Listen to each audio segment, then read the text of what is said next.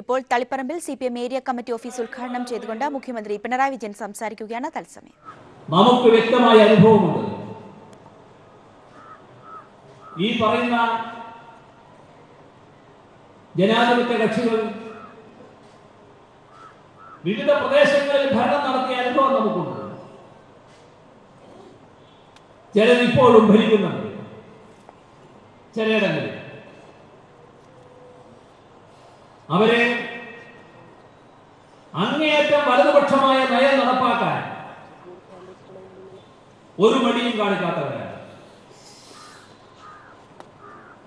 പൂർണ്ണമായ വലതുപക്ഷ നയം സ്വീകരിച്ച് ജനവിരുദ്ധ നടപടികൾ നടപ്പാക്കുന്നവരാണ്. അവരുമായി ഏതെങ്കിലും തരത്തിൽ യോജിച്ചൊരു തെരഞ്ഞെടുപ്പിലേക്ക് പോകുന്നത് എന്തിന്, ഏത് നയം നടപ്പാക്കാൻ, ജനങ്ങൾക്ക് അതുകൊണ്ട് കിട്ടുന്ന ഗുണമെന്ത്? ഇതാണ് പ്രശ്നം. ആ പ്രശ്നത്തിൽ വ്യക്തതയില്ലാതെ ഒരു തെരഞ്ഞെടുപ്പ് കൂട്ടുകെട്ടിനെ പറ്റിയും സാധാരണഗതിയിൽ ആലോചിക്കാനാവില്ല. എന്നാൽ തെരഞ്ഞെടുപ്പ് കൂട്ടുകെട്ട് തീർത്തും വ്യത്യസ്തമായ കാര്യമാണ്. രാജ്യമാകെ നേരിടുന്ന ഒരു ആപത്തിനെ ഒന്നിച്ചു എതിർക്കുന്നതിന് ഇത് ഇടതുപക്ഷത്തിന് തടസ്സമായി വരും. സ്വാഭാവികമായും അത്തരമൊരു യോജിപ്പ് ഇന്ത്യയിലെ ഗവൺമെന്റ് നടപ്പാക്കുന്ന ജനവിരുദ്ധ നയങ്ങളെ പ്രതിരോധിക്കാനുള്ള കരുത്ത് ഈ രീതിയിൽ വളർത്തിയെടുക്കാൻ കഴിയേണ്ടതായിട്ടുണ്ട്. ഇന്ത്യ ഗവൺമെന്റ് നടപ്പാക്കിക്കൊണ്ടിരിക്കുന്ന നയങ്ങൾ ഏതെല്ലാം തരത്തിൽ ജനവിരുദ്ധമായതാണ് എന്നതിൻ്റെ മറ്റു വിശദാംശങ്ങളിലേക്ക് ഈ ഘട്ടത്തിൽ ഞാൻ പോകുന്നില്ല. നമ്മുടെ സംസ്ഥാനത്ത് ഇടതുപക്ഷ ജനാധിപത്യ മുന്നണി അധികാരത്തിലേറിയിട്ട് ഒരു വർഷം തികയുന്ന മാസമാണ്. ഏതാനും ദിവസം കഴിയുന്നതോടെ ഒരു വർഷം തികയുകയാണ്. ഏകദേശം അവസാന തികയുന്ന ഒരാഴ്ചയിലേക്ക് നമ്മൾ കടന്നുവെന്ന് പറയാവുന്ന ആ ഒരു ഘട്ടത്തിലാണ് നമ്മൾ നിൽക്കുന്നത്. ഇവിടെ ഇടതുപക്ഷ ജനാധിപത്യ മുന്നണി അധികാരത്തിൽ വരുമ്പോൾ കൃത്യമായ ദിശാബോധം ഇവിടുത്തെ ഇടതുപക്ഷ ജനാധിപത്യ മുന്നണിക്കുണ്ടായി. LDF ആദ്യമായി കേരളത്തിൽ അധികാരത്തിൽ വരികയല്ല. കഴിഞ്ഞകാല അനുഭവത്തിന്റെ അടിസ്ഥാനത്തിൽ ഇന്നത്തെ നമ്മുടെ നാടിന്റെ ആവശ്യകത മുൻനിർത്തിക്കൊണ്ട് നമ്മുടെ സംസ്ഥാനം എങ്ങനെ മുന്നോട്ട് പോകണം എന്നതിനെ കുറിച്ച് നല്ല വ്യക്തതയോടെ ഒരു കാഴ്ചപ്പാട് LDF മുന്നോട്ട് വെക്കാൻ കഴിയും. അതായിരുന്നു LDF പ്രസിദ്ധീകരിച്ച തെരഞ്ഞെടുപ്പ് പ്രകടന പത്രിക. അതിന് നമ്മുടെ സംസ്ഥാനം പൂർണ്ണമായും ഏത് തരത്തിലാണ് വികസിക്കേണ്ടത്, ഒരു കാര്യത്തിൽ LDFന് സംശയമേ ഉണ്ടായില്ല. ഇവിടെ ശക്തിപ്പെടേണ്ടത് മതനിരപേക്ഷ കേരളമാണ്. ഇവിടെ കരുത്താർജിക്കേണ്ടത് അഴിമതിരഹിത കേരളമാണ്. ഇവിടെ നാം വാർത്തെടുക്കേണ്ടത് ഒരു വികസിത കേരളമാണ്. ഇങ്ങനെയൊരു നവകേരളം സൃഷ്ടിക്കുക എന്നതാണ് LDF മുന്നോട്ട് വെച്ച കാഴ്ചപ്പാട്. വികസനം എന്നത് സാമൂഹ്യ നീതിയധിഷ്ഠിതമായതും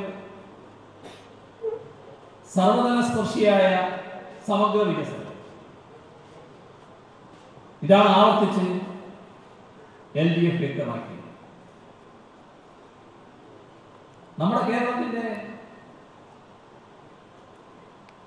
2016 എന്ന വർഷം 2011 മുതൽ 16 വരെയുള്ള 5 വർഷക്കാലത്തിന്റെ തുടർച്ചയായിരുന്നു എന്ന് നാം ഓർക്കണം. കേരളത്തിൽ ഏതെല്ലാം ഘട്ടത്തിൽ UDF ഗവൺമെന്റ് അധികാരത്തിൽ വന്നിട്ടുണ്ടോ ആ ഘട്ടങ്ങളിലെല്ലാം കേരളത്തെ പുറകോട്ട് നയിക്കാനാണ് ശ്രമിക്കുന്നത്. അതിന്റെ കേട് വലിയ തോതിൽ നാടിന് പറ്റിയിരിക്കുന്നു. പിന്നെ ആ കേടുപാട് തീർക്കാനായിരുന്നു പിന്നീട് വരുന്ന ഗവൺമെന്റ് കുറെ സമയം ചെലവഴിക്കണം.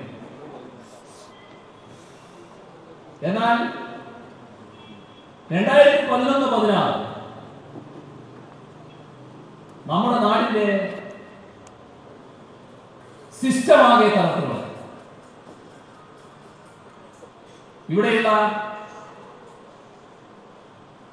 നിയമപരമായ ചട്ടക്കൂട് തകർത്തു.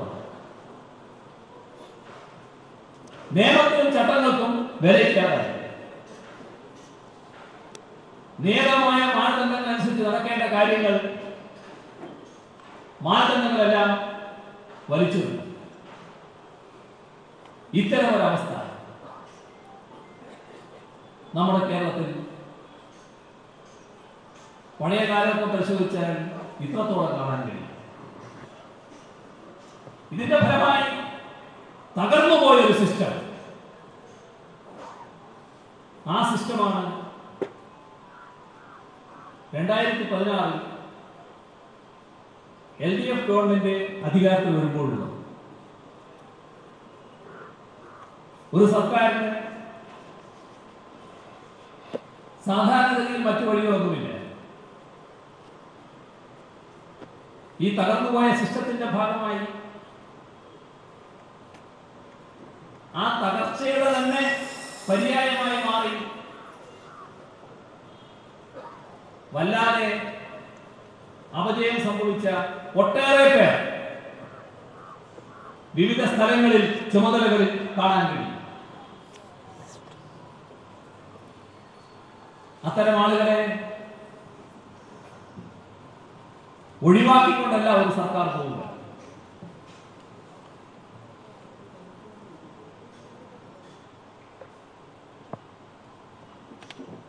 സ്വാഭാവികമായും അത്തരം ആളുകളെ ശരിയായ സിസ്റ്റത്തിലേക്ക് കൊണ്ടുവരണം, അല്ലെങ്കിൽ സിസ്റ്റത്തെ പുനഃക്രമീകരിക്കണം. സിസ്റ്റത്തെ പുനഃക്രമീകരിക്കുക എന്ന് പറയുമ്പോൾ ഒരു സ്വിച്ച് ഇട്ടതുപോലെ എല്ലാം ഒന്നിച്ചു വരില്ല. ലൈറ്റ് ഓഫ് ആകുന്നത് പോലെയും ഓണാകുന്നത് പോലെയും ഒരു നിമിഷം കൊണ്ട് സംഭവിക്കില്ല. കാരണം മനുഷ്യനാണ് ഇങ്ങനെ മാറിക്കഴിഞ്ഞിട്ടുള്ളത്. അവരിൽ ചട്ടങ്ങളും നിയമങ്ങളും കൃത്യമായി പാലിച്ചു പോകാനുള്ള ത്വരയുണ്ടാക്കണം. അക്കാര്യത്തിൽ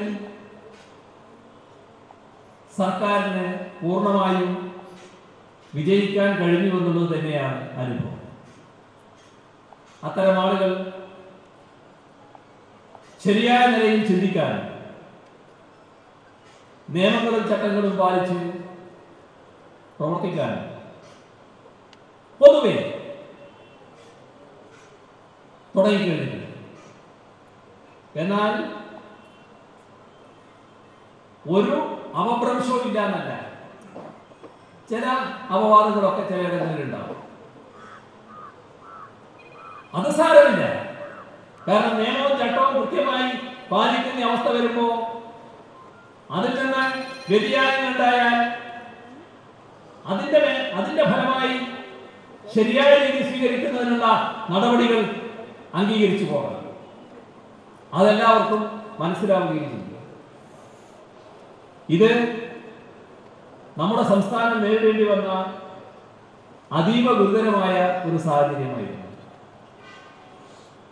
സംസ്ഥാന ഗവൺമെന്റ് വികസന കാര്യങ്ങളിൽ എങ്ങനെ ശ്രദ്ധിച്ചു എന്നതിന്റെ കൂടുതൽ കാര്യങ്ങളിലേക്ക് കടക്കാൻ ഇപ്പോൾ എനിക്ക് സമയമില്ലാതെ വന്നിരിക്കുകയാണ്. ഇവിടെ പറഞ്ഞല്ലോ, ഇത് കഴിഞ്ഞിട്ട് കുറച്ച് സമ്മാനങ്ങൾ കൊടുക്കേണ്ടതുണ്ട്. പിന്നെ ഒരു മാവിൻ തൈ, വലിയ വില പിടിച്ചൊരു മാവിൻ തൈ കൊണ്ടുവന്നിട്ടുണ്ടെന്ന് അത് നടേണ്ടതായിട്ടുണ്ട്. അപ്പോൾ അതിനെല്ലാം കൂടി ഒരു 5-10 മിനിറ്റ് എടുക്കുന്നതാണ് തോന്നുന്നത്. ഇവിടുന്ന് 5:30 അടുത്ത നയനാനുഷ്ഠാന സ്ഥലത്ത് എത്തിപ്പെടേണ്ടതായിട്ട് വരും. അതുകൊണ്ട് വളരെ കൂടുതൽ ആ കാര്യങ്ങളിലേക്ക് ഞാനിപ്പോൾ കടന്നു പോകുന്നത്.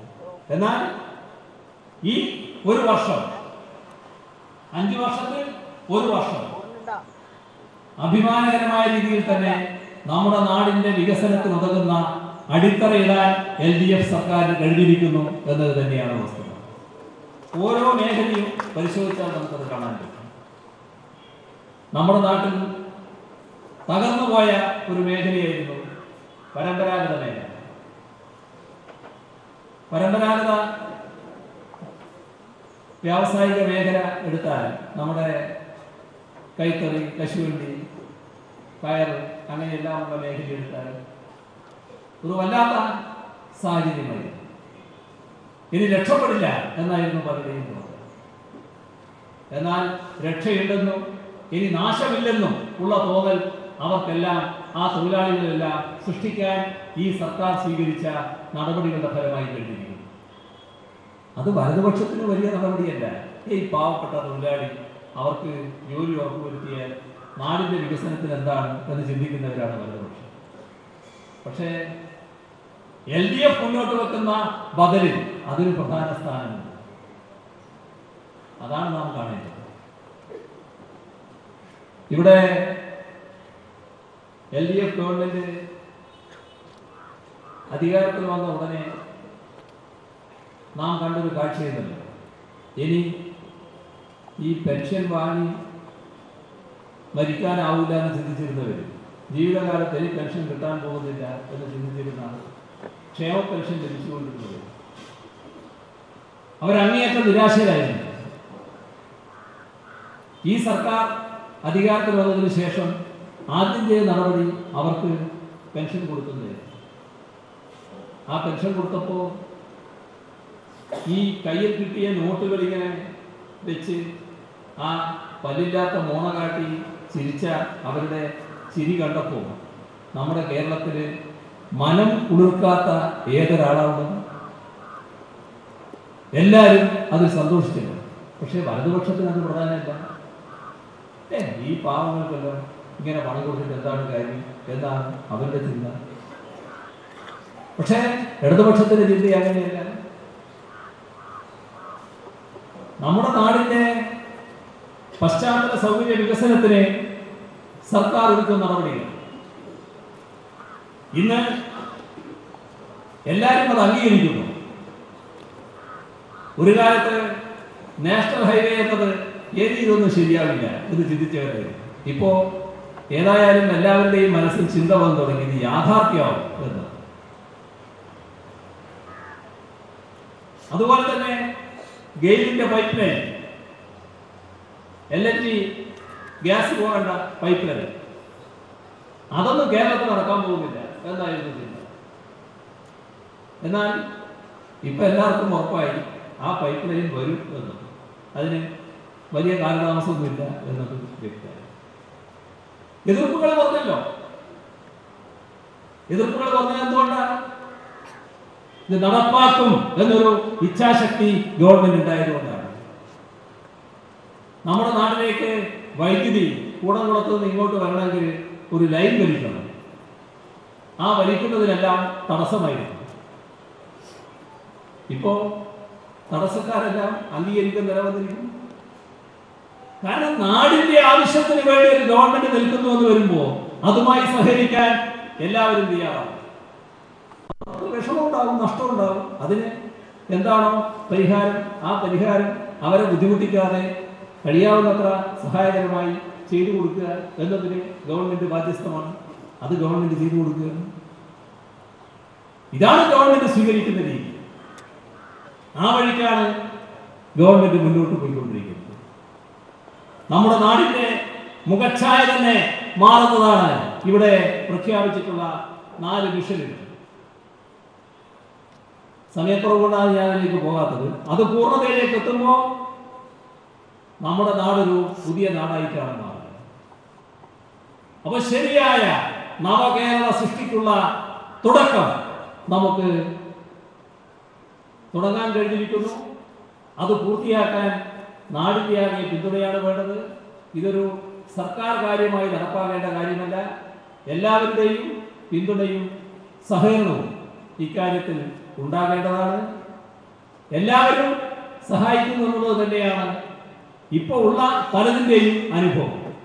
അത് ഏതെങ്കിലും തരത്തിൽ വരുന്ന ചിത്രീകരണത്തിന്റെ ഭാഗമായി എന്തോ എല്ലാവരും എതിർത്തുകൊണ്ടിരിക്കുകയാണ് എന്ന് ചിന്തിക്കേണ്ട.